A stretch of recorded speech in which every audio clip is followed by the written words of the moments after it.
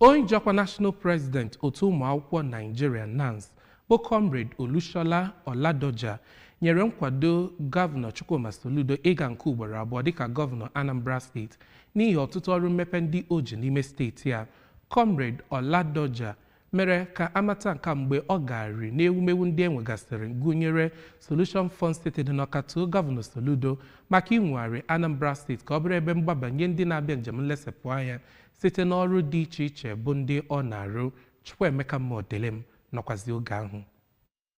Onyeisi ụmụ akwụkwọ n'ala anyị bụ Naịjirịa kekwazịrị nghọta ka esiri rụọ obi gọọmenti ọhụụ nke dị n'Ọka ma kọwaa ya dịka nke magburu onwe ya ma bụkwazie nke pụrụ iche n'ala anyị maka na o nwere ihe niile a chọrọ n'ụlọ obibi gọọmenti ndị ọzọ dị n'ala anyị na-enweghị. Ọ gakwazịrị n'ihu gwa aka na-achị steeti a bụ ọkammụta Chukwuma Soludo ka ọ gbaa mbọ na-etinye ego n'ihe gbasara mgbasa ozi n'ihe ọ na-arụ ka mba ụwa niile nwee ike mara ọtụtụ ihe ọ na-arụ na steeti a. N'aka nke ya, onyeisi ụlọ ọrụ Ọka Capital Territory Development Authority na steeti a bụ Maazị Osi Onuko, onye kpụgharịrị Maazị Oladoja na ya bụ ụlọ obibi gọọmenti nakwazi Fọn City nke dị n'Ọka ebe ọ jere hụta ka esiri rụọ, kọwara gọvanọ Soludo dịka onye nke megoro ọfụma n'ọchịchị bụrụkwazi onye ndị Anambra na-enwe obi aṅụrị n'ebe ọ nọ maka na ọchịchị ya emetụtala ndụ onye ọbụla bi na steeti a. N'Ọka, abụ m Chukwuemeka Modelem.